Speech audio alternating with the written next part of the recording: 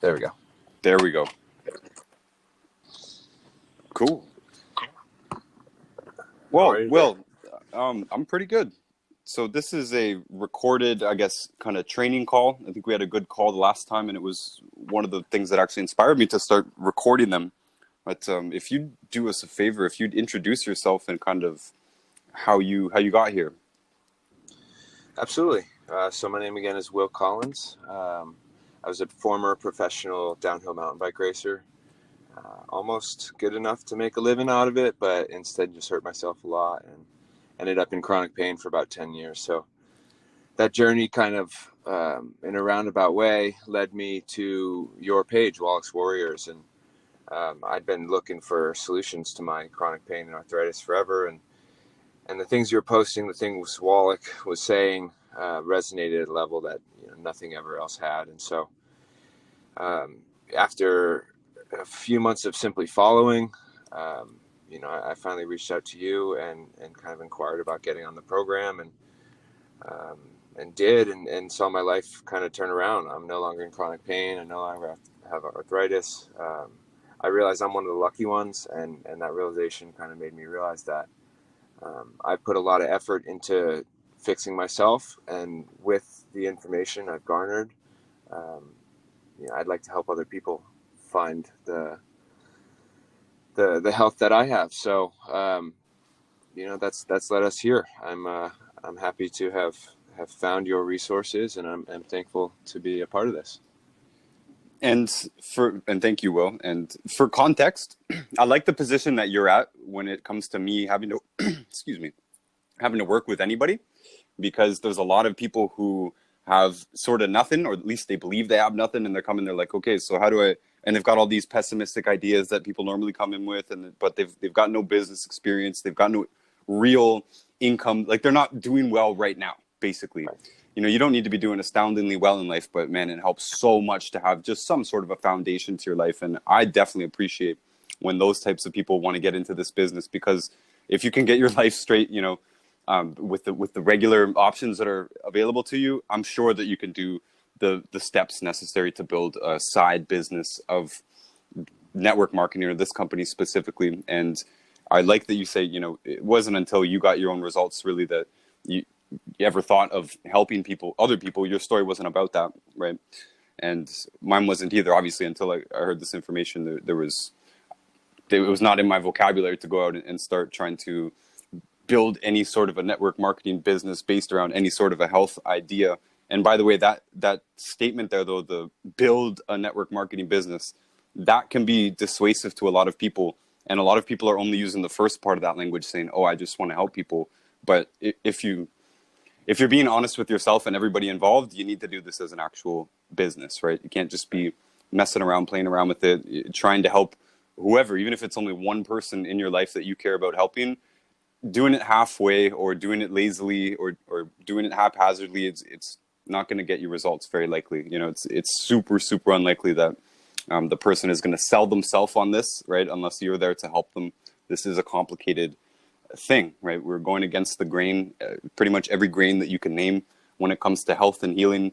We're going against it. We're going against what everybody's been taught. We're going against what our parents said. We're going against what our family friends who are doctors or whatever, all these influences, all their heroes on the television and in the movies, they're all medical doctors, right? Allopathic medical doctors. So we cut a hard bargain here, but it's good to see you here on the front lines with us. And I want to let you ask some questions, but I want to just touch on the point that you saw the content for a couple of months, and it's good content, man. Like, Dr. Wallach shoots straight. He tells it like it is. I understand that, but it still takes a couple of months to reach out, and then it still takes a couple of months to do something, et cetera, et cetera. And that was probably a year ago, something like that, right? Absolutely. Yeah. So this is a long haul that a lot of people don't understand as well. And I want to mention that I never heard this information first, by the way. And it was startling to me when I first heard Dr. Wallach's voice. I said, why didn't anybody show me this before? Right? They gave me the books and I read them, but they're not as hard hitting as his voice itself. But it definitely struck me that that's the way that we should be starting. And the only reason that we do it on Instagram is because we had such little success trying to get people to watch a whole lecture, on YouTube, or actually come to a real life event. Very difficult things. I think that's kind of the beauty of Instagram is everyone's got such a short attention span these days. And the fact that you're putting together little minute-long clips that are just highlighting the point you're trying to convey, or that he's trying to convey, I think it's just such an effective way these days to catch people's attention. Because I think, to further elaborate on the length of time I spent looking at it, like I didn't even follow right away. You just pop up on the explore page and I'd watch and I go, wow. And it happened enough times that I just said, all right, I got to see what this guy's really about. And I think that leads me probably to one of my first questions or things to have you talk about is, last time we spoke about touches, right?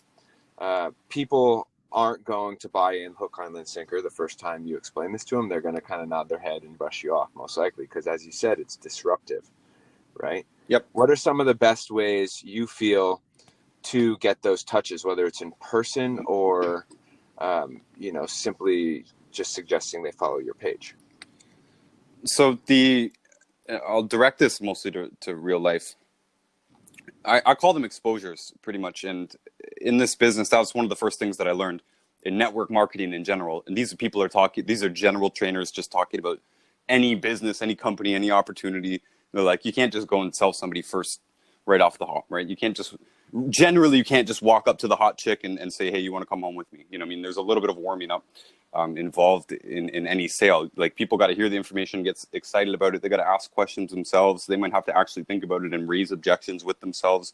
They've got to consider past mistakes. They've got to consider what other people are going to think about them, all this kind of stuff. These are the things that are going through the average consumer's head. And we are consumers. And if we take note of that, of what it takes for us to buy, or for us to take an idea seriously, or follow somebody on social media. I don't usually follow right away either, right? You needed several exposures to get comfortable, to trust, and to be open to more, really. So people are usually just rushing it. They're just jumping the gun. They're not playing the long game. And if you're looking at 3 to 4 to 5 exposures, as the network marketers teach, I think that's pretty bogus. I think that's 3 to 4 strong exposures that you tried. Like, you woke up that day, you said, I'm going to go talk to Aunt Ruth about her diabetes today. And you sat down and you tried something, and maybe 4 or 5 that way. But really, it's like 10 to 30 or more. In Instagram land, I think it's way, way more. And that's why we count on the repeat exposures. But to me, an exposure is anything. If someone sat down and watched the whole lecture, it's still only one exposure to me, really. They're going to be left with an impression. They might remember 1 or 2 points, but they're not educated by any means. And if they didn't come out with questions, they're not ready to make any sort of sale yet. This goes for real life. This goes for someone online. The closer you are to them, the better chance you have at having better exposures. So that's qualitative, and that's a bit subjective. Like, if they put on a lecture of Dr. Wallach and they leave it on in the background, but they're texting their friends the whole time, and they're eating dinner, they're not really paying attention. It's not a great exposure. Being in a real life environment, seeing a bunch of other people there, supporting the message, etc. That's a pretty good exposure. But to me, the quantity is more important than the quality, realistically, because once 1 point sinks, that's when we got it, right? I think you gave a fishing analogy earlier. That's kind of how I think about it. You could be sitting there. The fish can be just going by all day, right? They could see our videos and not really pay attention to them. They could see us in real life if they're our friends. They could see us doing well in real life. And it's not until something happens. Maybe they get injured. Maybe whatever. Maybe it comes up when we're talking to each other and they finally ask in. But I have a housemate, and he's actually the one that introduced me to this. We're very careful about introducing this to people in our lives. Very, very careful. I don't want to offend anybody. I don't want to fight with anybody. I've lost friends over this. I don't want to do that. Right. And a lot of people are going to be into that position. They're going to be timid with it. And it's going to be the same strategy with someone in real life as it is with me. I have to stand back. I have to make sure that I'm not getting combative. I have to make sure that I'm being extremely understanding, that everybody comes into this not knowing what we're talking about. Right. Nobody knows this, or else they'd be telling you this kind of thing. Right. This is secret information. It takes a little bit of time and a little bit of exposures for you to even start to get it. Because you probably know too, like, the message is good. It's got some sharp points. When we cut them up into 1 minute, a lot can get lost, but they're good points. It doesn't necessarily mean that you're going to all of a sudden understand that all disease is a result of deficiencies, and many things can contribute to deficiencies. This whole picture that we talk about, it took me a long time to get it. I had to read several of Dr. Wallach's books, and I believe I read those same 3 ones at first. I read them twice each, and I still didn't get it. Right? I had to go see Ben Fuchs in person. I still didn't get it. You know, I kind of got it, sort of. So I forgive people for not knowing. And we get like this when any idea that we get excited about, we go around and we think that everybody's just going to see the way we do all of a sudden. Meanwhile, there was thousands of things that led to you being exposed to and accepting that idea. And again, most of us, even in our private life or whatever, if nobody brought us an idea, it still takes us a while. We still have to feel out an idea. We still have to check out some sources. We still have to compare it to other things that we've heard, you know, and we still have to consider, if I come out with this new idea, how am I going to be received by the people around me?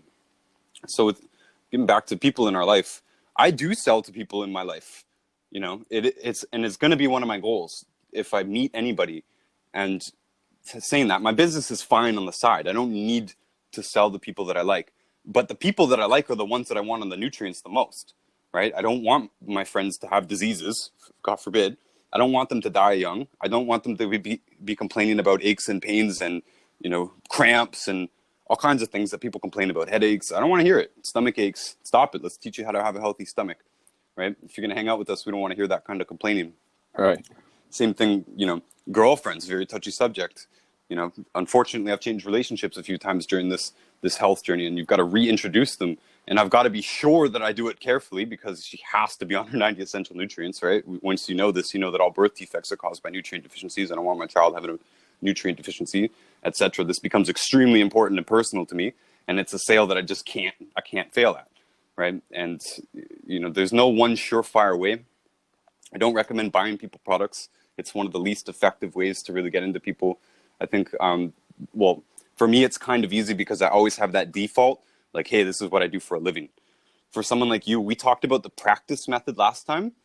I just kind of gave it that name, and that wasn't on record, so it's worth repeating. It's one of the most brilliant things to get started in network marketing. And this means, like, it doesn't matter how much you know about the health stuff. I got really, really into the health stuff before I really made any sales. So I had a fair bit of knowledge under my belt, but I had zero clout in terms of business. You having an existing business, an existing customer base, an existing protocol, right? And like how you do things, your method of operation, that all gives you the professional standing that it doesn't matter where you are, right? This is a strange business because we don't have offices. Network marketing is done in coffee shops. It's done in cars. It's done on the phone, right? It's done at little events thrown together, all kinds of stuff, right? So you don't have that, you don't have an office that someone can just walk into. You don't have a title that's been bestowed to you by the establishment, like, oh, doctor. People assume that the doctor knows what they're talking about. You know, people assume that the teacher knows what they're talking about, this kind of thing. We don't have that. So what we have is our business. And this is not even the money side of it. Whenever someone starts getting weird about questions and they start getting defensive, I'll immediately, and I told you this, I actually look away. I don't look them in the eyes anymore. As soon as it starts to get confrontational, I say, whoa, I basically, you know, metaphorically walk out of the room. And I say, hey, well, you know, this is what we normally do with when people come to us with this type of problem. We address it this way. And if you can picture this, I've completely shifted my body away from them. I'm no longer engaging with them if it becomes hostile at all. And this is, you know, your hostility meter should be super, super sharp. And you can diffuse it just by taking the spotlight off of them, right? What comes to mind is some idea that we've challenged, you know, that hurts their pride somehow, and we can step away from that rather than engaging in. This is the biggest mistake that people make. And I mentioned before that the proposition is kind of the key to the sale. Everything that you do, you know, you need all these exposures, and then you're leading them towards what? A proposition. If you do this, then, right? Then this is our whole basis. And most people, when they're approaching people, first of all, they don't realize that, you know, your girlfriend needs 10 exposures, 20 exposures. Your best friend might need 50 exposures. The closer they are to you, the more exposures they might need.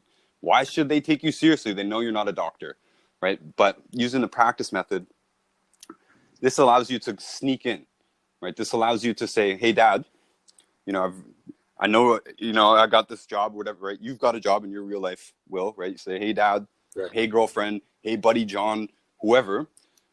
I've been learning about this health stuff for a long time. In your case, you start with your why. I always recommend that. And this is a book by Simon Sinek, by the way. And I imagine since, you know, he's pretty mainstream, he's got content on this online as well. That concept, start with why, I try to incorporate that in pretty much any presentation I do. And if you're conscious of these words, like you're doing a presentation when you talk to somebody about it, whether you know it or not. If you're smart, you're not going to actually do a lecture to people. You're going to give little exposures to people, right? Give little hints to people. And I like to say it all the time too, right? Especially when you meet somebody, someone's like, oh, I'm in this pain. I say, hey, by the way, we help people with this all the time. Well, you can't say that until you get that experience, but you can say, I'm involved with something that helps people with this all the time. And that's true. But if they get hostile again, it's like, yeah, well, my doctor said, hey, no problem. If you do want some help, right, we're here for it. And often, even in my real life, I will actually, especially in my real life, I will purposely stay shy about it. Because at one point, they're going to keep asking me about it. They should, because I'm going to keep strong about it, right? I'm not deflecting from it, but I'm purposely not jumping all over them when they say something about it. Oh, what is that powder you take? I don't just go, oh, here, try some. Here, it costs. This is how much it costed. I just often, by the way, I'll refuse to sample. I don't think sampling is good practice. But I'll say, hey, we can talk about this, something like that. But I'll make sure that they actually ask me several questions before I'll sell it to them. I'll make sure that they're really serious about it before I do. And I'll make sure that they know that I take this extremely serious. And the reason that I'm a little bit shy about it is that I don't want to fight with that person. I always want to make that person know that I actually care about them or like them aside from this, right? This is crazy important to me. The person needs to know that we can still be friends if you don't do this, right? And this is all taking the pressure off of them too, right? Nobody wants to be friends with someone who's just out to sell someone, And so even when we do sell people, we totally make sure that they're committed first, or we're not going to bother, really, or we're just not going to take them that seriously. Lots of our friends just take Tangy Tangerine or whatever, but that also goes to speak that when you do this casually, you can get a lot of people that are doing something better than nothing, right? Something better than they were before. And in our reality, this could translate into, years extra on their life. Maybe you saved their life 10 years, right? Maybe you avoided a heart attack. Maybe you avoided, some serious complication. Maybe they applied a little bit of that knowledge to their children and they didn't run to the hospital when the kid got an ear infection. They said, hey, honey, maybe we should stop feeding the kid gluten and see if that clears the problem up. Just these little things, right? And again, some on the long exposures, some people have taken me years. Some people that are close to me have taken me over 1 year, 2 years or more to come around to this idea. So it's just, it's key to be healthy with everything else and not to, not to get all crazy if somebody says no. And actually, if you're smart, you shouldn't really get a no. You shouldn't really get a no. You should be able to expose people and get them to ask questions and engage honestly with them and set their expectations correctly to the point where they're actually saying, okay, so how much is it, right? Or something like that. Some just straight up, okay, let's do this. And that's the actual language. You never get an opportunity to go, so, okay, so are you interested? Stupid question, by the way. Horrible question. Sets up awful answers and then an awful exchange afterwards. And if you do all this properly, if you cast the net properly, if you keep maintaining your thing properly, they should be coming to you. And I just want to talk a little bit more about the practice method, and I want to hand it back to you, Will. But that practicing, it's like, all it is being realistic. All it is not fronting about where you're at right now, right? I do art in my real life, and I have a lot of art analogies that always come to my mind when I'm talking about these things. And like, I remember not ever having a commissioned art job ever, right? How do you get your first one? It's really hard, man. People want to hire somebody who's been shown that they can do a good job. You don't have a resume, right?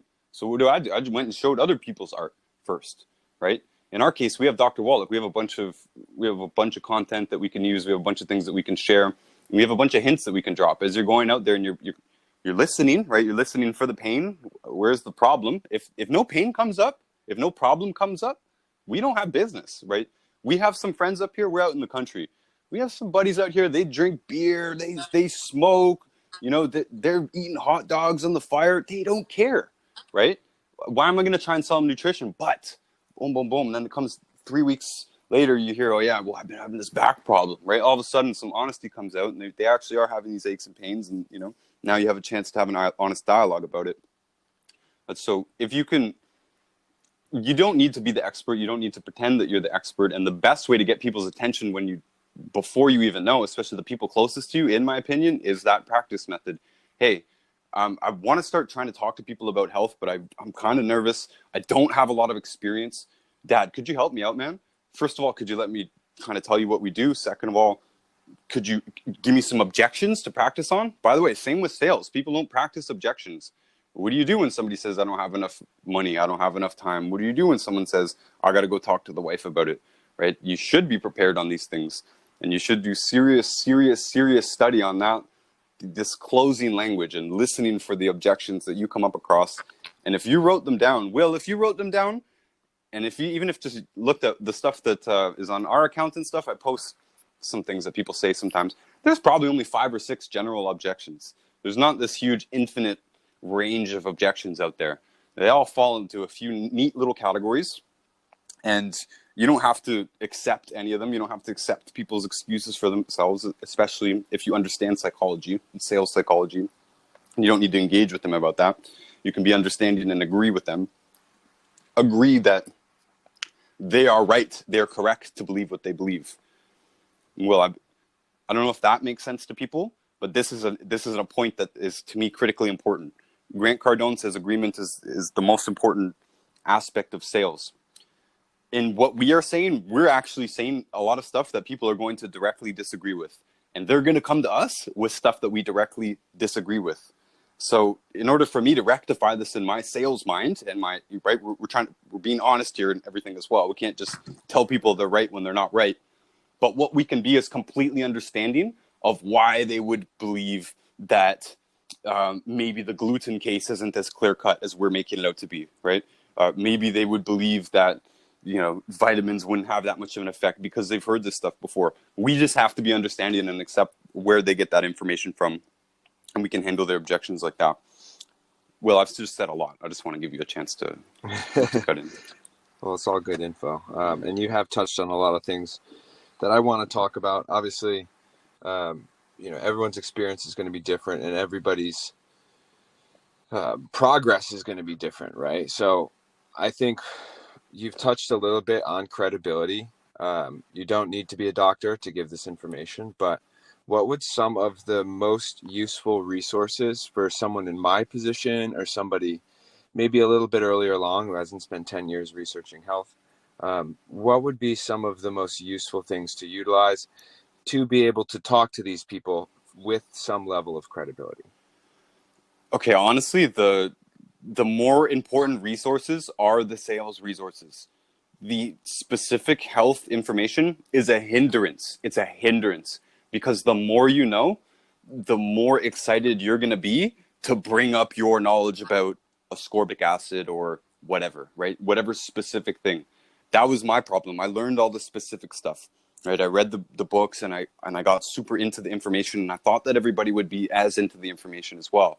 But sales is far more about, again, psychology and emotion and feeling the need, right? Fixing the problem, than it is about academic distinctions, right? And people get weird in academic matters as well, right? We're also talking about something that is pretty complicated. A lot of people can be made to feel intellectually inferior just because we're talking about things like genetics and elements that people have never heard of, right? A lot of people never heard of selenium, right? I bet they haven't heard of europium or gallium. We don't. So if anybody is feeling intellectually inferior at all, we've set up a horrible defensive sales situation. I try and stay away from that. I'm saying this because I read the books, and at one point I tried to be the expert. I thought that because I don't have a degree and because I'm not a practicing doctor, that me learning all the health information is going to be the best thing I can do. It wasn't. It just wasn't. Some people who are into it kind of, actually, scrap that. I'm pretty sure that most of the sales that I ever made were because the person trusted me, right? I first reached out to people on Facebook and stuff, right? You sit down and you're like, okay, well, who do I know? I'm going to tell this to, the first people around you. And then same thing, meeting people. Yep, I bet it was trust and faith and love and stuff far more than the information itself. I'm thinking in my head, I'm like, I have scientist friends, by the way, right? I got super academic friends, super smart friends. Some of them said yes, some of them didn't. Their intelligence had nothing to do with it. It was all in the sales situation, and that really, really hindered on them already having trust for me, right? I had never done them wrong in the past. I brought them some stuff. I showed I could move my neck around for the first time in my life. They said, all right, I'm going to give this a try. It wasn't the information. But I did, though. I did try and become the expert, and I did try and stand up and sort of battle with the nerds and it's horrible, horrible tactic. Kind of a losing proposition. Yeah, man, you just can't win an argument. That's kind of my argument, is that nobody wins an argument. Nobody wins. Nobody changes their mind. Maybe somebody in the audience changes their mind, but you're not going to change that person's mind. And if you're arguing with them, it's probably because you care enough to talk to them about this, right? Even if they're just a random customer, if you really didn't care, you wouldn't be engaging with them. So I've taken it upon myself to actually befriend some ARC skeptics. And in my career, I sold at least one bottle of minerals to this guy who had it out for me from the start. He knew me since childhood, and he was a troll. And this guy was trolling me hard at the beginning. Well, hard. And this is on Facebook land, right? I don't even know about Instagram. And this guy's hurting my reputation, man. He's coming back with facts. And I just might not even have time to respond to these facts. And sometimes, by the way, just piling up facts can make it look like you're right? And some undiscerning people can just be like, ooh, he's got a case. Right, I just had to write a whole freaking book about the NutriSmart rebuttal, right? Because this guy just comes up with some random facts and makes it look like it's an actual case. Like, hold on a sec, we got to go through this. So point being here, there's some scientists out there that they're terrible customers, first of all, by the way. Like, I have some friends that are in this category. They suck. It's only by luck and by grace of God that, you know, they were able to actually make a decision, because most of these super academic people, they'll just think their way out of decisions. You know, they'll research their way out of trying something new. A lot of times I've seen some people who were in horrible pain, and they're scientists, engineers, like brilliant people. There's probably 5 or 6 people in my head right now that went away and they researched this for 3 months and 6 months, and they come back later and they're like, okay, so I've got 400 questions for you, you know, and we're like, dude, it's a powder. It costs $60. Put it in your body, man. You know, like, it's not an academic issue, right, when it comes down to that. And the most successful people I know in sales, first of all, they either are not experts or they downplay their expertise so much. One of my favorite guys in this business, in our company, his name's Paul Croto. He's out in Buffalo, New York. And this guy's just a wild, eccentric guy. I saw him on stage, you know, several times, and he's super successful in the business and enthusiastic about it, and way more enthusiastic about network marketing than he is about his restaurant businesses. He owns restaurants, and he says, man, those are a headache. That's a big part of his presentation of why this business model is better than the traditional business model. But point of it, he actually has a degree. He has a master's degree in nutrition. And I would have no idea. I never would have thought that ever, you know? And he plays like a dumb guy. And I don't like you to change. I don't like anybody to change their personality, but like, you don't need to be an academic if you're not an academic. And honestly, if you are an academic, my advice is to play it down. And anytime someone brings up ascorbic acid, like just one example, it comes up all the time, citric acid, right? Ratio of magnesium to calcium. I have an academic argument on this. Never do I get into it. I just sold a friend here in my town, and she was one of those people. I made her, just kind of kept her on a string a little bit. She was interested, right? She said, what do you do? I said, I run Instagram accounts, right? And for you, by the way, if you're trying to really get through this, when people ask you what you do, you say, I'm Will, I do this for a living, but I've really been putting a lot of my time into trying to learn this on the side, right? Boom. And that becomes the thing that it's obvious if the person is socially conscious at all. That's the thing you want to talk about, right? That's the thing they're gonna allow you to talk about. So, so I brought my friend up there. I couldn't remember the reason I did that, but because she had some ideas on magnesium, for instance. And the very first time that we ever talked, she was talking about magnesium, and it completely contradicted what we say. And guess what? I didn't bring it up at all, right? Not at all. I said something like, yeah, you're right. I mean, a lot of these deficiencies they're rampant and they're super complicated. And, you know, because at the end of the day, she was talking about the benefits of magnesium supplementation, right? A lot of people, since this stuff is so technical, it's very easy for either of us to be a little bit confused about the point at hand. And the best way, honestly, is just to avoid this. If we're willing to engage in a talk about ascorbic acid, we have to be willing to engage in a talk about all of the hundreds of ingredients, right? The Healthy Body Start Pack itself, 2.0, I think it's got 245 ingredients in it, right? That's like, we don't need to have that conversation. It won't help the sale. Most of the time, they just want to be validated, by the way, and make it known that they have done a little bit of homework themselves. This is great, as long as we just recognize these things. And if anything, when people come with those technical insights, I like to celebrate it for a moment. Say, hey, I can tell Good question. I can tell you've done your research, right? Give them a little compliment. And especially because they're going to encounter some things that conflict with their ideology. It's more important that they know that we care, right, about helping them, and that they know the why, right? Knowing why you're here will. People, if anybody gets hostile, I kind of always just default back to, hey, I'm here because I got out of pain and we help other people get out of pain, right? Or, hey, this is what we do when people come to us about this. We do this, it's centered on the why. And you don't really need any other fancy stuff there. The credibility, honestly, credibility is in your posture. Credibility is in your posture more than anything else. Credibility is in the responsibility that you're willing to take for this whole thing. And when you realize how serious of a conversation it is to talk with someone about diabetes, or especially, I'm pretty young, right? I started this young too. This is a senior's business, by the way. This is a middle age and above business. People do not usually enter the health business world, either on the customer side or the distributor side, until they're middle-aged or above and have experienced a serious health challenge themselves, right? So I'm an outlier. Yeah, we were lucky to have those earlier on. Yeah.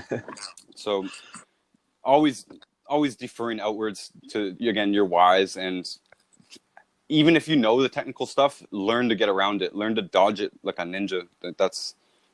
That's been the biggest secret to me. People complaining about gluten and this and that, even then, rather than telling somebody, you got to do this, right? I like to ease it up as much as possible. Hey, when people come to us with digestive problems, we like to help them with these suggestions. One of the biggest things that they need to do, remember, talking about an abstraction. They, not the person sitting in front of me, not my friend, not the prospect, not whoever. They need to do this. We recommend that people do it for 2 weeks. See how it makes them feel. On the 15th day, eat gluten, see how it changes. I just took all the pressure off of them. Where does the credibility come from? It comes partially from your confidence. It comes partially from the responsibility that you're willing to take for this whole thing, right? And so I mentioned that this is serious. That's why we're taking the responsibility of not coming in blind, right? Are you shocked that somebody says, I need to talk to my wife? Because you're going to hear it, right? Are you shocked to hear that somebody doesn't believe that going gluten-free is that important? Because you're going to hear it, right? When you're not shocked, people know you've done this before. Hey, right? Hey, you can automatically look more professional by making it look like you've done this before. I said before, you shouldn't front. You should be exactly honest about what you're doing here. But by the time you're here, you're already here. You already have that confidence, right? So that you don't need that. Absolutely. And I love the fact that I am, a living, breathing example of what can happen. And so at the end of the day, like, that is the credibility. It's like, look, it worked for me. It can work for you.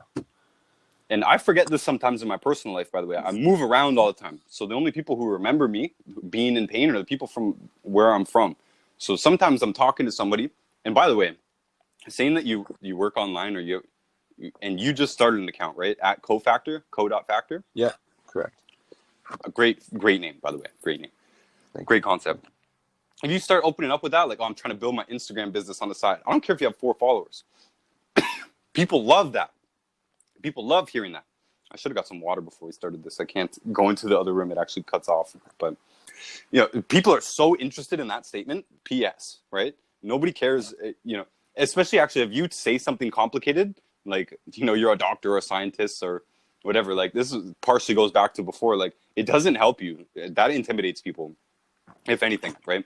I used to say something about, like, they'd say, what do you do? I say, oh, we help people with their health, something like that. I have some legal way to say that we help people with their health.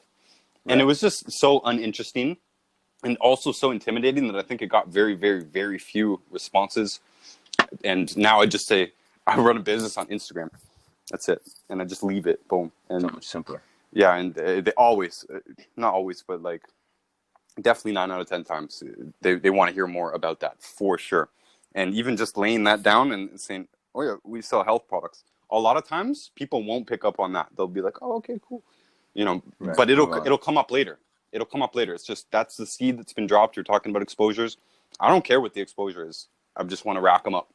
And if I feel someone's not ready, we just throw them back into the exposure mode. That's it. And that's what a lot of people teach too. They say, if you go and sit down with somebody and meet with them and their head's just not here. They're not really getting it. They're not really excited about it. They're not there yet. Keep exposing them. Maybe bring them to another meeting. Maybe show them another piece of content. Every business has its own, however you can do it to get somebody else interested in healthy living. Often, it's going to be people that are in pain and that are just not listening, right? To be like, I told you I can help you. And eventually you can say that with people. If they're your friends, they should expect you to get real with them if they need you to, right? Yo, Dad, I told you 16 times now, man. Stop complaining about your knee. We can help you, right? Right. If we fail to help you, then you can complain about it. This is the taking responsibility for the sale, by the way, right? In the if-then proposal, if you actually propose the sale, Dad, if you do this for this amount of time, then you can expect this. Now you're taking responsibility for the results, right? It's not abstract. Now he can blame you too, by the way. This is customer psychology. That's good, right? I can blame you if anything goes wrong. It's part of why we buy cars from a car dealership still. This is why car dealerships still exist, because we want to be able to go back into the dealership and say, I just drove 15 miles down the road and then my alternator blew. You're responsible for this, right? As a good salesperson, you got to take responsibility for the whole process. You got to take responsibility for their aggression, right? You've got to take and this means that, like, if this situation got tense, it's either you that caused it or it's your responsibility to fix it. Because the customer's not going to make a sale to themselves. A customer's not going to teach themselves something, right? We're bringing new information to people, a new process of doing things that they've never heard about before. It's completely up to you to guide them through that with respect, with understanding, and again, with realistic expectations on your end of how long it's going to take, what exactly you're proposing, and then giving to them the realistic expectations that they're going to actually need to do this properly. Because, a lot of people are so desperate to help people that they'll say, Mom, just buy the tangy tangerine if you're not going to buy the whole thing, right? If you're not going to buy the whole pack, just take the tangy tangerine and just see what happens. Well, one, it's not good enough. Two, she didn't make the commitment, right? You set it up to fail rather than setting it up in a way that she's doing something for herself and you're there to take responsibility for. I hope that distinction's clear too, because a lot of us, again, we're just so keen to help people that we'll be like, I'll just buy you the product, right? And it can be the worst thing in the world because they can just not take it just to spite you. They can take it and just say, it's not even helping, just to spite you. And if they don't take it again, and this is not every time, but like these things can happen. You got to be conscious of it, especially if it's your dad or something, you never know what's going to happen. And if he takes the one and then reports that there's no benefit because he knows that he's going to have to buy the next one, and he just doesn't want to, and he's not sold on this whole thing, he's not going to take the next dose. And he's not going to get a result because you can't take a product once and keep the result, right? These are consumable. These are things that we need all the time, like oxygen and water. You can't drink water today and you're good for 3 days. So I'm stopping talking right now. Throwing it back to you. Well, you've talked about some good stuff. I guess to get into a bit of a specific, the gluten, the changing of the diet seems to be a big sticking point for a lot of people. I know a lot of people, the message is clear, 90 essential minerals for nutrients for life. But they say, I've never had an issue with gluten. I just don't think I'm going to be willing to change my life like that, but I would like to do the product. At what point, how do you address a situation like that? Obviously, they're going to need to do the full protocol to get the maximum effect, but where do you go from there? Okay, so my mom's in this category, by the way, of people who just were really never really entertained the idea of changing her diet, but took the products, right? So one aspect is we actually are out to help people. We want to hedge our bets as much as possible by getting them to do as much as possible.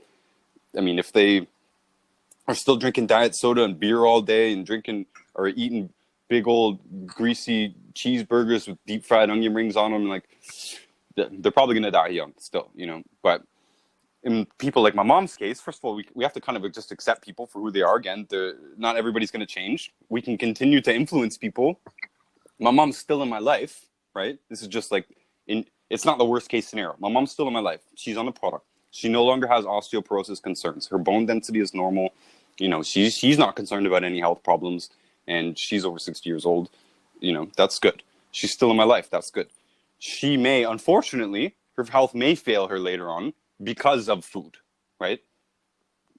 Maybe at that time, since she's already heard all this information, because I've been talking about it for years, and since I didn't disown her, maybe now she's going to be open to it 5 years down the road. I don't know. This is a long-term game. I have friends from from back in the day, by the way, that I still want to help. I still haven't gotten through to them. So when the day comes, maybe they do just want to take the product. I'm going to be grateful for it as long as they do that part of it with commitment is the most important part to me.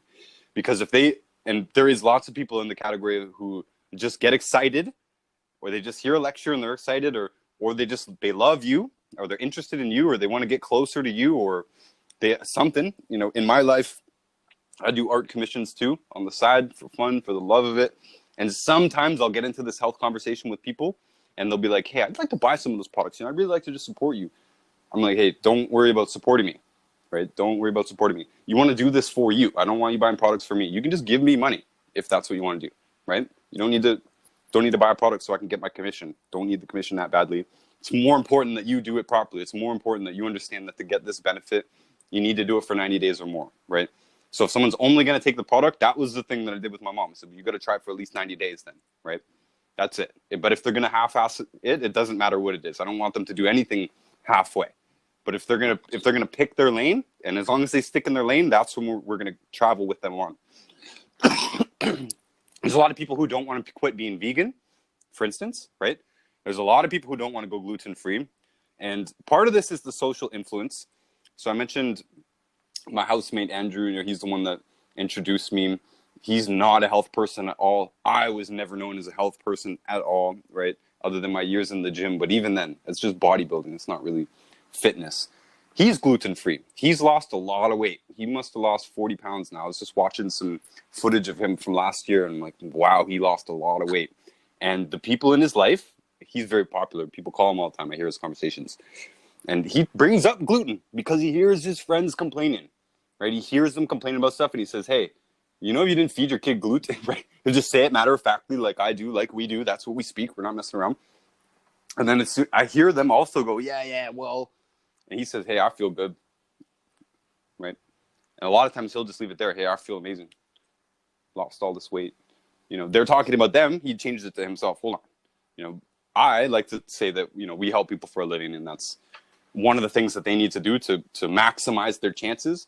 There's a lot of benefits to going gluten-free, right? So if someone gets weird about gluten-free, we say, well, there's only a few core components to our message.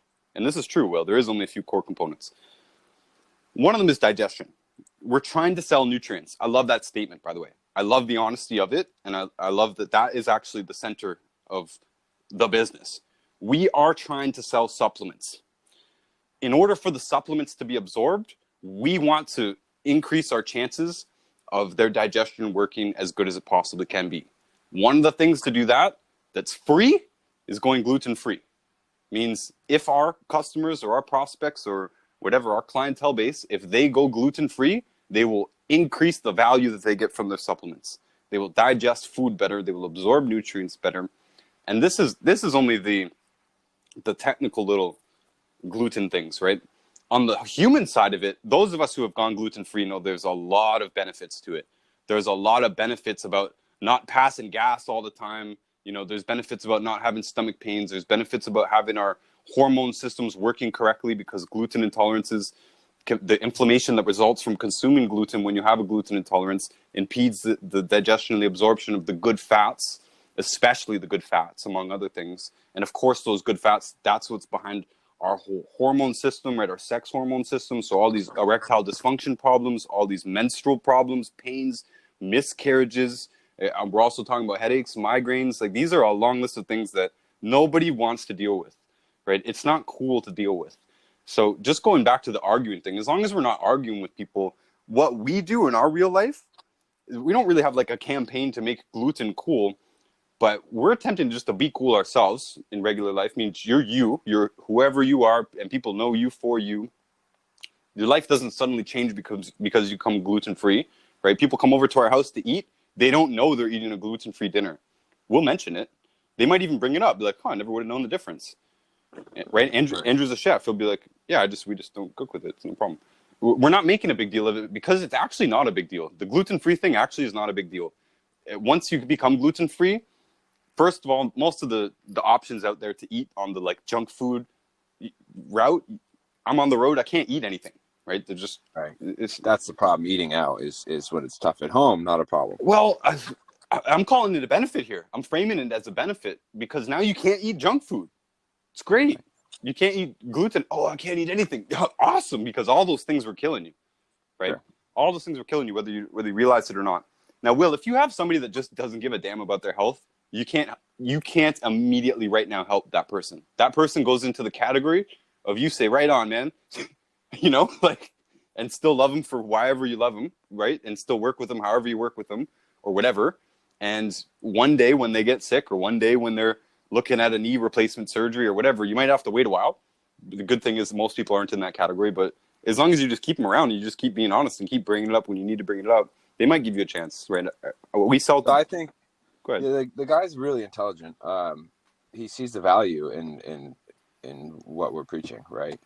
He just hasn't personally experienced any negative effects of being on gluten his whole life, and so I'm partial to just get him on it and get it moving forward. I've been trying to play it the same way you have. I understand why you feel that way. Like, if you've never experienced life without it, how would you know any better?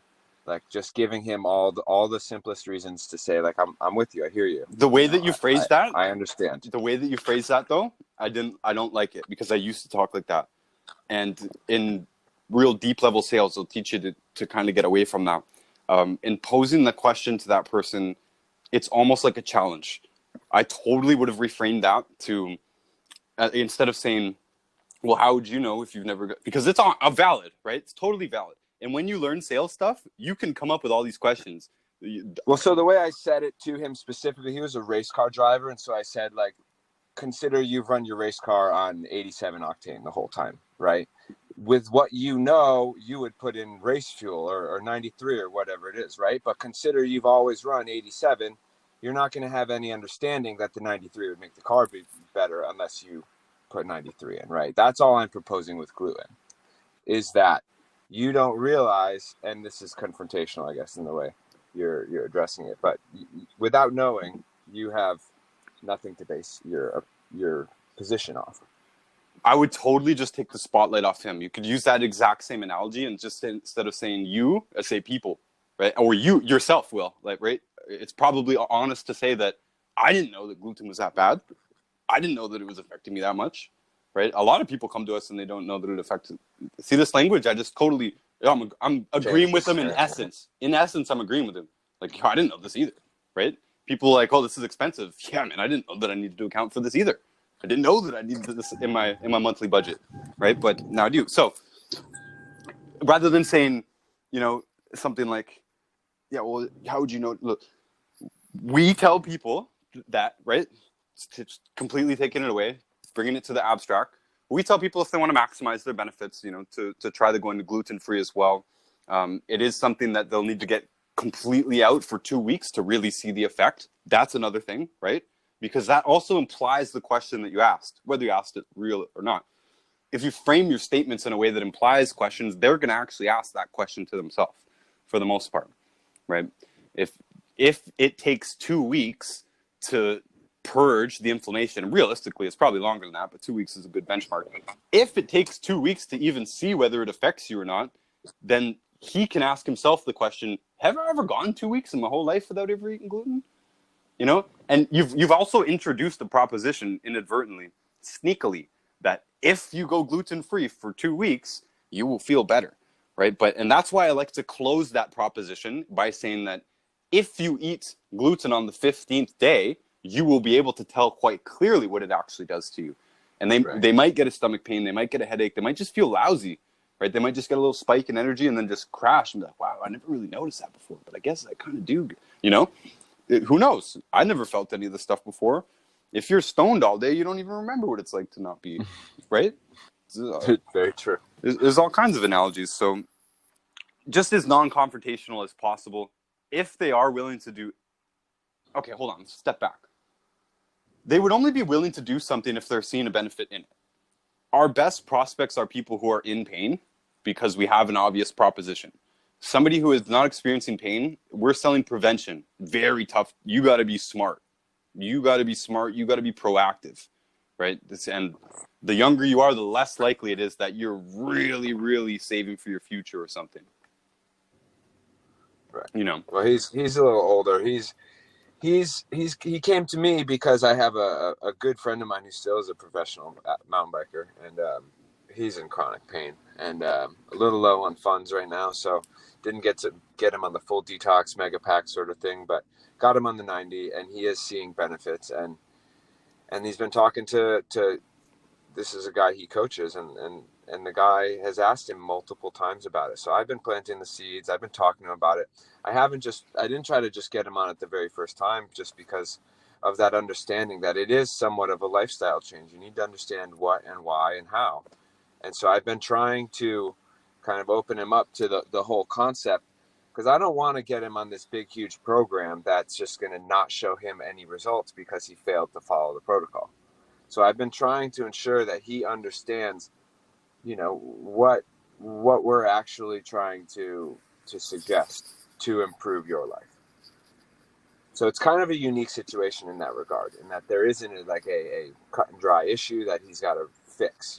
He's getting older, he's staying active, and he doesn't want his body to fail him. And he knows what's up, and he sees the value. I've given him, some Peter Glidden, the free content, some of that stuff, just to say, hey, I can talk to him blue in the face, listen to it from another perspective, like see if it sinks in, see if any of this stuff resonates with you, because it certainly did with me. And he came back interested, saying, I still think the gluten thing's really hard, but I'm interested. Well, this is great. This is great. Like that, interested is much better than not interested. I mean, obviously, again, we're looking for pain. We're looking for pain, saying I'm in pain. AKA I have a problem. I need you to solve it. Will, that's the perfect solution, right? Right. But someone being interested, that's totally fine as well. I would come up. So, sorry, getting a little bit static there. You changed something? I just opened my phone, but yeah, it's coming in crazy. You want to go back to wherever you were before? I didn't do anything. My phone had closed. I opened it up for the time. No. Well. All of a sudden it's... Oh, okay. I think we're good again. You still here? It has something to do with my...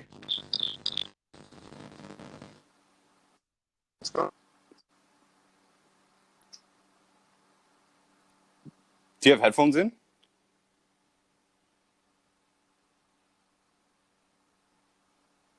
I do not, but as soon as I press the mute button, it goes away. Are we better now?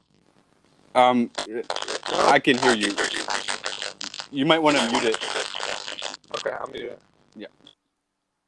Okay, so hopefully you can still hear me. So what I would do is come up with a solid proposition.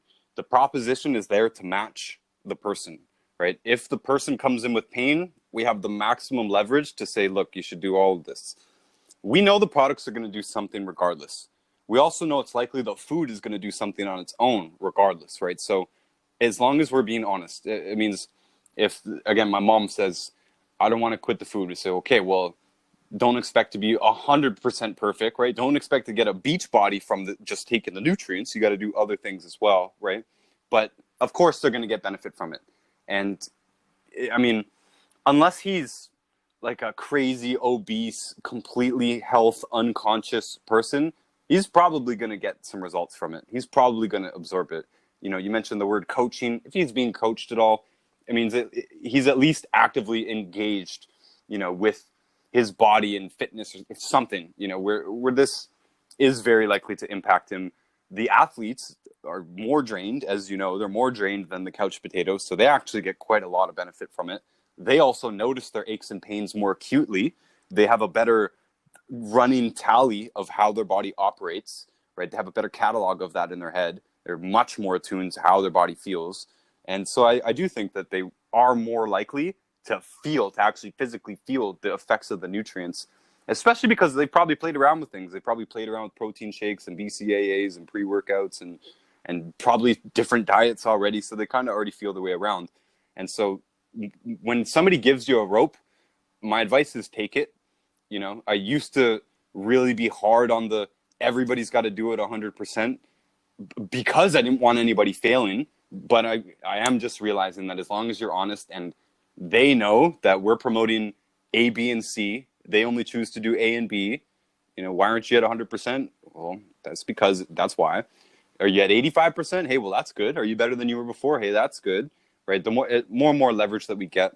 With the gluten thing, I'm hoping that we together right now are influencing the world to change. It is changing. There was not gluten-free options in the grocery store not long ago, right? A few years ago. There was no options at restaurants not long ago. Gluten-free was not even a word that people understood. People didn't even know what gluten was. A lot of people still don't, but the world has woken up quite a lot. And part of this is, again, not so much making going gluten-free sexy. It's making it not a big deal, right? It means that those of us who have anyone's attention, just letting them know that, yeah, we're gluten-free. That's how we do it, right? Why? Because we feel better, right? And because in our business is to help people feel better. And we're doing them a disservice if we don't tell them that gluten is going to be the one thing that they can remove for free to improve their life. Same with salt, right? It's the exact same thing. Some people want to argue about salt. Salt is way more controversial than gluten, by the way, because your doctor is telling you not to eat salt. Meanwhile, your doctor doesn't care about gluten, right? So people come with salt and they're tripping about it. And I have to do the same thing. Deflect. Hey, we're here to help people. We're here to sell supplements, actually. We don't sell salt. We don't sell gluten-free, right? And I often like to step back too and say, hey, I wish I didn't have to talk to people about their food. I get it, Dr. Wallach opens the video of the 12 bad foods saying, this is the last time you're going to like me, right? It's true. It sucks. I don't want to be the one to tell you not to eat your favorite foods. But hey, we're in the business of helping people, right? Circle back around to the why. Why are we here? I'm here because I was in pain. I learned how to help other people. Now you're here because you're in pain, right? So this explains it all in it. You got a problem with gluten? Well, that's totally understandable. A lot of people did. I definitely didn't fully change gluten-free right away. It took me a little bit. It was super annoying, especially because I'm on the road a lot. It was really tough to get used to. All kinds of things. Will, you probably had an adjustment period. You probably had awkward situations at dinners, weddings, restaurants. Talk about these things. It's awesome to me because it makes it human, right? A lot of people can't see themselves doing these things when they realize, we're just normal people. We're just regular people. I take 5 minutes out of my day or less to supplement. It's usually a lot less than 5 minutes, right? But I just make sure to get some supplements in my body. And we eat food and it just doesn't have gluten in it. And we just don't cook with oil. And we just don't deep fry food. It's super simple. Super, super simple. And you can drink carbonated drinks. Just don't drink them with a meal, right? And even this is the same too with oil. And Will, I hope you're still here. Maybe we can try popping you back in again, see if it's all crazy. Yeah, it's still crazy. It's still crazy. But same thing with oil. Someone has a problem with oil. We say, no problem. Oil has amazing health benefits, but it also has a problem with oxidation. So if you want to consume oil, you want to press it in front of you cold. And hey, they already knew that, right? They knew cold press is better. They just didn't really know why. You want to press it yourself cold and consume it within 24 hours. So I basically just told them no, right? They said, can I consume olive oil? I said yes, but I really meant no because what I proposed was impractical for most people. Some people will be able to do it, but it's gentle. The whole thing is gentle, right? People look for a way to get into arguments, partially as a way to avoid responsibility, all kinds of psychological reasons. We don't need to engage with it on any level for any reason. Will, you've probably seen people come into the comment section or whatever, just vehement, blowing their brains off. I can picture them just steaming. It's writing this horrible comment, and I'll comment with thank you, right? There's no point in engaging with somebody who's hostile. And if you do have good relations with somebody and it becomes hostile at all, there's some reason there that it's up to you to find. And they're not probably going to say it. It's going to be an unspoken objection. And whenever someone does get hostile, I deflect to my understanding, my state of understanding. The state of understanding that, I totally get it, that you don't believe that gluten is a big threat. Again, I didn't either. This language should be drilled because it's not like you're going to be winging it every time.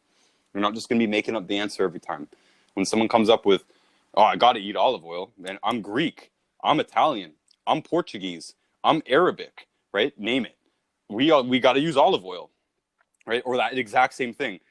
I'm Polish, right? I'm I'm English. We got to eat gluten. I don't care what your culture is. Every culture that has a name, you know, that we're going to encounter someone walking on the street, they come from that country traditionally. That country is going to eat gluten, oil, right? Or something similar. Usually it's gluten and oil, the big ones that come up. And we have to be prepared for it. And there's no reason we're not bashing any traditional foods.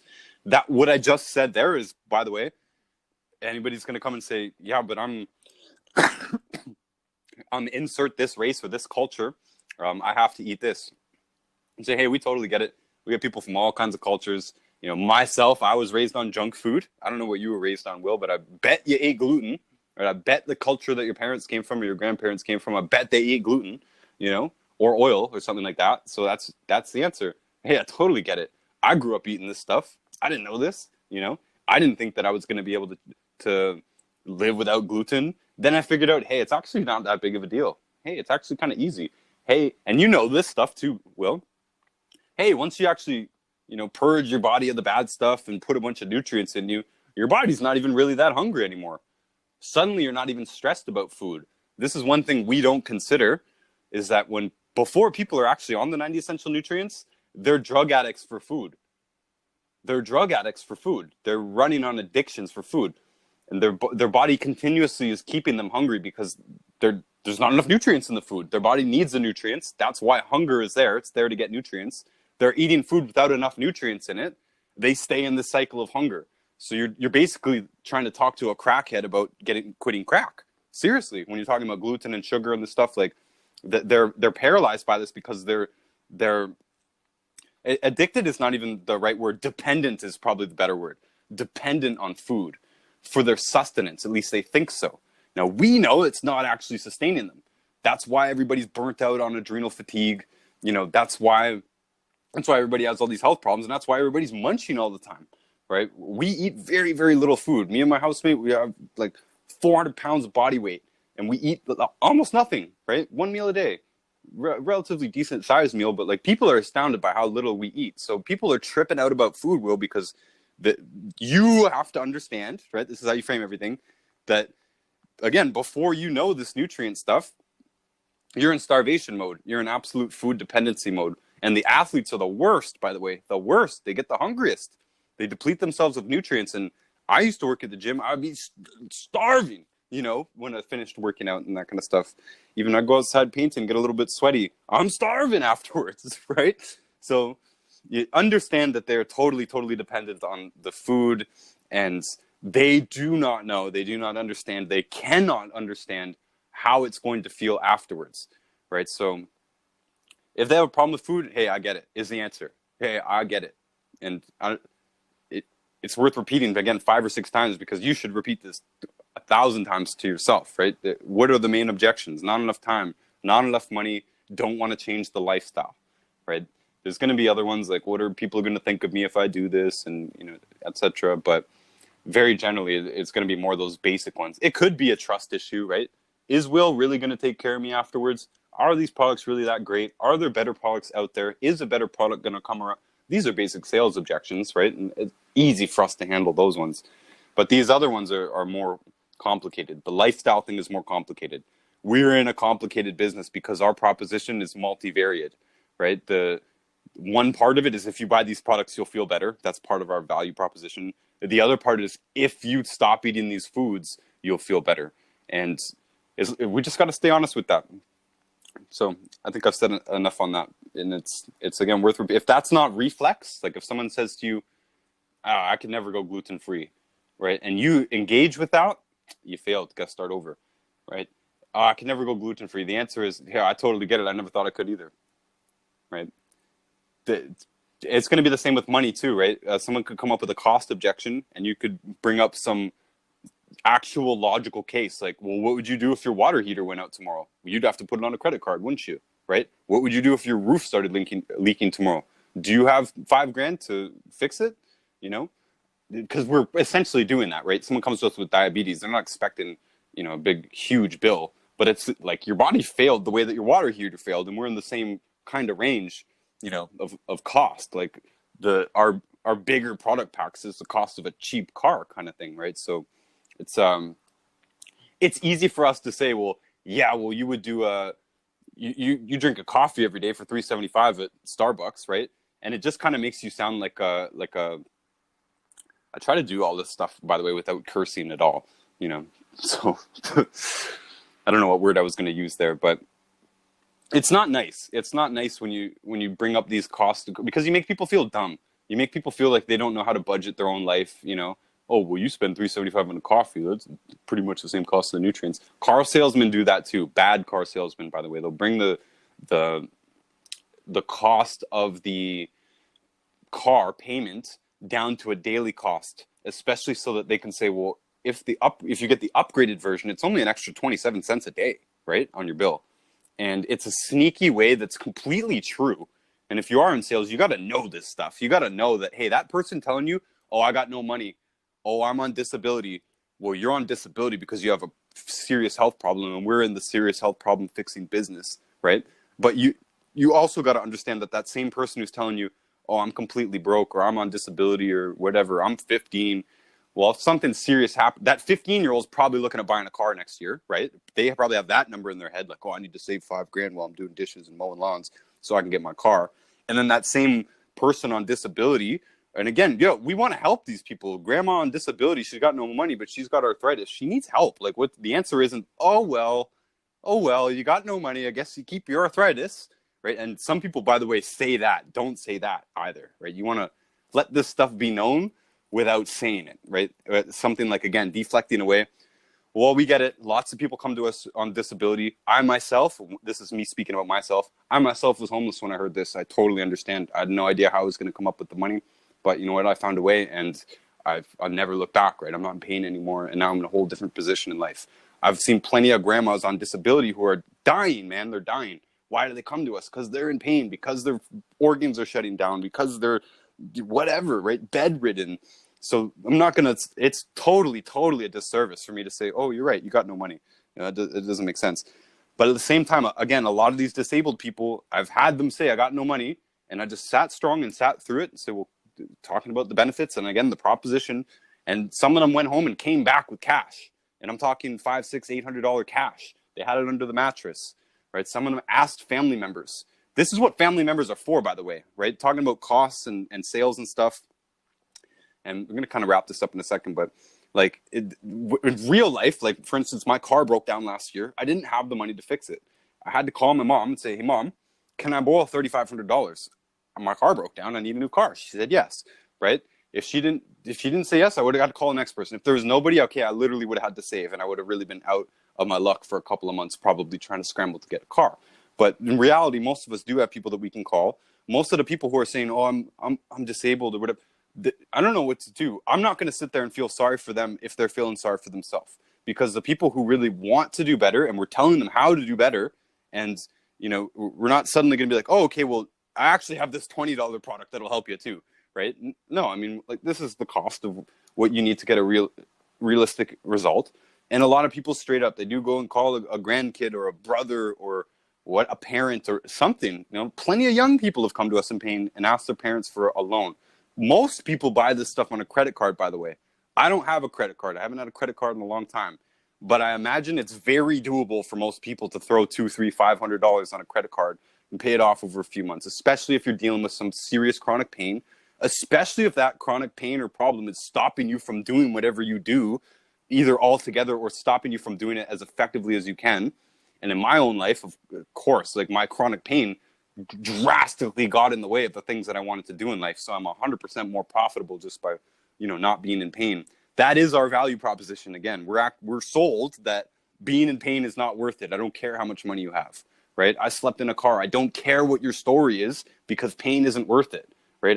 You couldn't pay me to go back in pain. Once you understand that, and you understand that that's why the person's there, and you understand that they don't know this, so it's up to you to know this, right? And it's up to you to hold their hand through it and say, look, this is what it is, and we promise results, right? It doesn't mean we promise the moon, but we promise results. We promise to be there with you. We promise to answer the phone, help you through the changes that you need to do. We help you with the doses, whatever it is. A lot of times it's people with little tiny concerns, not sure if they can completely do it. So your grandma, the broke grandma, whatever, don't buy it. Don't let them buy it. We do this too. We do this in sales too. play down our situation for salespeople. You know, I'm just looking, this kind of stuff. Meanwhile, you are already interested, and there is a real value proposition there that you probably can afford, right? And maybe in some cases it's not, but we always can help people, Will. We always. Doesn't matter. And again, literally half of our protocol is free. So anybody who's saying, oh, I can't do this because I can't afford it, well, you can start on all the free stuff right now if you really want to get better. You totally can. And if they're bluffing on that, if they say, oh yeah, that shows you they're just bluffing, right? They're just making excuses for themselves because they don't actually want to get out of the problem. And so that allows you to not engage with their objection because their objection isn't true, if that makes sense. If their objection isn't true, you don't need to engage with it. You need to say, hey, well, this is the service that we provide. You know, our customers expect this type of result. We get great results with people like you. It's going to take this long. Circle right back around to it. If they don't want to do it, there's no reason for them to be there. Thank you for coming in, right? Thank you for coming in. If you ever want to address the problem, we're always here. And I always like to leave it open too. Like, hey, any of the things that we talked about, any of the little changes, I know a lot of them can be overwhelming, but I'll help you out with any one of them. Let me know anytime. And mostly it is usually just one or two little questions, Will. It's not actually, they usually don't have a problem with the whole thing. It's usually just like, again, one simple thing like, can I go gluten-free? Can I cook without oil? These things have simple answers. You totally can go gluten-free. Lots of us do it. No problem. It's not a big deal. You totally can cook with oil. Yeah, we have a whole food page. Teach you how to do it. I was a certified chef, 22 years in the business. He is rewriting the whole cookbook without gluten and oil. It actually turns out it's not that difficult to do. Turns out we never missed it, right? And it turns out we don't miss the pain either. So, well, I'm going to let you come back in here, even if it sounds like crap. And I think we'll wind this down. Oh, so it was text message based. The text message came in, made it fuzzy.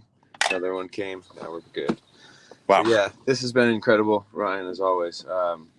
You know, so much information. It takes a lot of effort to really be, you know, good at what you're doing. And you can see that you've put in the time and figured out how to convey what's important. And I really appreciate you imparting your knowledge with me. Well, I appreciate you. And I want to expand on that too, because this is part of people's unrealistic expectations that like, oh, I'm just going to do this and I'm going to talk to the first person and they shut me down and now I'm scared and I'm hurt and I'm not going to do this again, or they get in an argument with someone. Well, I started doing this 5 years ago and I had no idea what I was doing, and I failed with many people. I succeeded with some people, but I was starving. I was actually starving. You know, we got a place, so I wasn't homeless at that time when I was starting to do the business, but we did not have food, man. We were so poor. We did not have, you know, a car or anything like that. And a lot of days we didn't eat, you know, like we were really, really scraping by.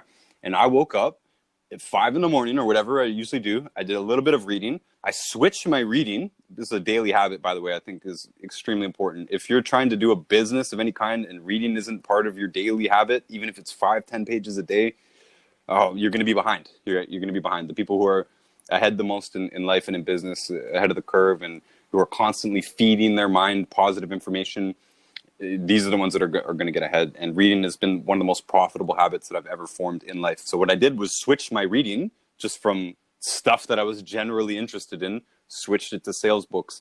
And I'm talking for 2-3 years straight. Switched it to sales books, sales intermixed with Dr. Wallach books, rereading them, right? So the amount of work that I put in, and it didn't even get me that far, by the way. I had to really like come up with a good strategy still to like be successful. But people need to understand that to be successful, you've got to put the work in. I mean, I've had people come into this business, Will, and be like, oh yeah, I want to do this. And I'll be like, okay, here's this resource, this resource, this resource, this resource. And I know I just gave them 45 hours of homework, right? 45 hours of audio homework. If they don't do it, they're not going to go anywhere. I just know this. I know it. And you might look at it and be like, 45 hours. Like, hold on. And this is because a good audio program, most of my best audio programs are around 10 hours long. Most of those programs I've listened to over 30 times. Over 30 times. Where do you get that time? On the walk to work before I had a car, on the bus, on the plane, on the train, right? While I'm eating dinner, while I'm cooking dinner. I had audios on in the shower sometimes, no joke, straight up. Audio programs, day, night, sales, Dr. Wallach, whatever it is, all of it. whatever it is that you need to know, it needs to be drilled to the point where you just know it. People say, how do you know all this stuff? Because I obsessively studied it until I got it, because I was sick of failing and I was sick of starving, right? And if somebody's not that serious about it, well, lower your expectations, right? Same thing we would say to a customer, right? If you only want to do half of it, lower your expectations. Hey, if you only want to try to sell without putting in the time and learning how to sell, lower your expectations of sales, right? And one of the key things, which is great news, is that sales training is passive, basically. It's basically passive. You put the audio on when you're driving instead of listening to radio, right? You read, instead of romance novels, or instead of watching TV at night, or whatever, instead of reading the paper in the morning, you read something that's going to help you with your business mindset, something that's going to help you with your personal mindset. And Will, just on the classics alone, like, just people are like, hey, what do I start with? That's going to take you 2 years. You know what I mean? Like, you see the size of Think and Grow Rich, the original, it's huge, right? The Law of Success, the original, is huge. I meant the Law of Success, sorry. Think and Grow Rich is very big itself. You know, even my little personal development bookshelf behind me, like, it was years and years and years. And I don't sit there and read for 6 hours a day. I read for like half an hour a day, every day, and it adds up to a lot over time. Listen to a lot of audio programs over time, because, again, people can get overwhelmed. 45 hours? Start now. Start now. Keep doing it. And you might need to listen to it again and again. I just got Andrew into listening to a couple of them, and we got like 45 minutes in on a couple of them. He's like, hey, man, can we start over? I lost, I just want to start over. And this is how it should be, right? Study, you should know it. You should be able to repeat it. And this goes for events. Like, I know I'm rambling on here, but like, if people don't understand the amount of effort that it's going to take to actually learn sales itself, again, I'm not talking about health. I'm not talking about any of that. Sales, just sales. Sales is one of the most important skills that you can have in life. You are already selling whether you know it or not. You might suck at being a salesperson. Maybe that's why your life sucks. That's actually a thing. That you could actually have a crappy job and a crappy life, getting less than you deserve, being compensated less than you deserve for your talents and your skills and your intellect, because you never learned sales, or because you neglect things in sales, or because you have some stubborn ideas about psychology or fairness, that just don't exist in the objective world of sales. And that single point makes people so bashful. I'm not a salesperson. I don't want to learn sales. I mean, again, it only got me there, Will, because, again, I was starving to death. And I just got some point, I just didn't care anymore. I just accepted that what I do is sales. I also do art. At one point, I dabbled around in it. And then I needed to do art to survive. And now I'm treating it like a sale, right? I'm not messing around with it at all. No, this is going to be $60.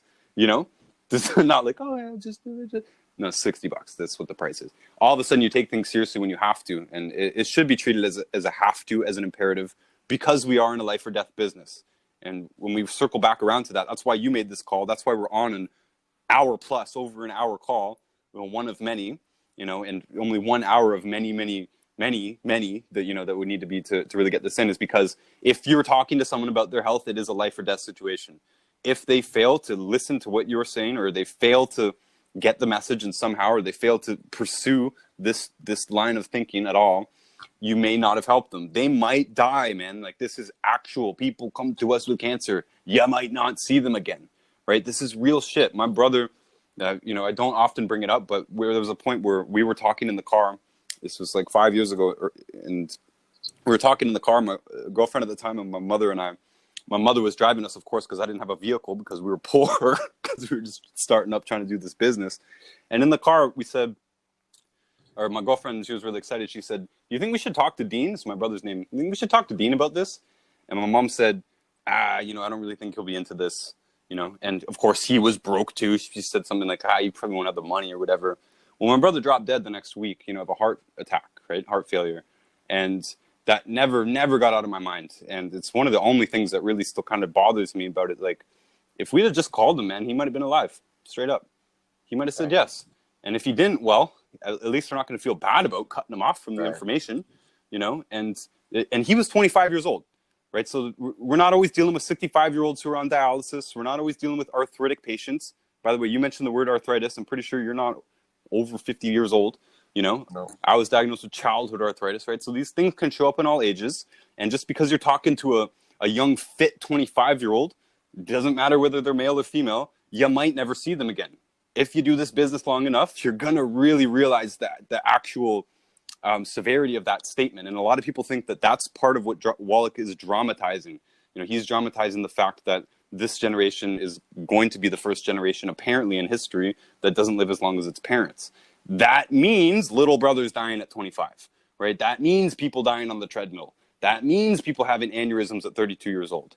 You know, these are the things that we actually are seeing out there in the field. And a lot of people just simply are blind to it because they don't make the headlines, right? My brother did not make it in the headlines. Many other kids like him do not make it in the headlines. And many other things we just label as a tragedy. Oh, he passed away, right? He passed away. It's one of the most condescending statements. You know, I hate hearing it. Passed away. None of this is accidental, right? This is a consequence of our nutritional foundation. And when you take this seriously, you act like a soldier. You know, this is part of what's helped me as well. You know, because anytime, again, someone gets hostile or something, why are we doing this? Why am I so serious about this? Right? You first your own pain. Second of all, because this is the state of the world that we live in. You know, either we want to move towards a healthy world, or we're going to keep getting kids dying of heart attacks. You know, we're going to keep getting kids dying of SIDS. We're going to keep getting autism. We're going to keep getting cancer. You know, I don't know if you've been with anybody with Alzheimer's or anything. Like, it's freaking horrible, man. We need to stop this. You know, and when you have that stance of this is how freaking serious it is, that goes back to the why. Why would you even invest all this time, right? So I think I'd like to kind of just wrap this up by saying, like, there's two reasons to invest the time in this. Number one, you get to help a lot of people and actually change the world that we live in. That matters. Like I said, we don't hang out with people who are in pain and stuff. You know, it's great. I don't want to hear that complaint. Our life is better, you know. But on the other hand, you can actually make a lifestyle business, you know, and you couldn't do this without it being a business, by the way. You can't really, you're not going to be able to help very many people if you don't take it seriously, if you're not compensated, and if you have to do something else with your time and energy other than this, you're not really going to help people. But why would you invest all this time? Because the lifestyle potential that's available in a network marketing business, especially one that's based on a strong product, you know, a group of products that we have that actually change people's lives and that they actually want to be on forever without you, right? Regardless of you, that's phenomenal. I don't know any other businesses that you can really build a passive income. And I don't mean passive, I mean residual. It's not like it's just you did nothing for it, right? But build it to the point where it comes in on its own. There's very few correlates to that. There's very few other things, other hustles out there that can continue to pay you after you finish the transaction. But yeah, the end, why invest the time? Because you'll actually succeed in helping people. You know, if you half-ass it, you probably won't help very many people. You'll probably drop out pretty quickly. You won't make any money. You won't help Aunt Ruth or whatever, your own kid, you know, and it's essentially a waste of time, right? Why do it? Do it right. Ain't that the truth? Well, I appreciate you and your time, Will. Do you have any other questions, comments? I'm sure there will be more, but maybe for another day. Yeah, it was very good.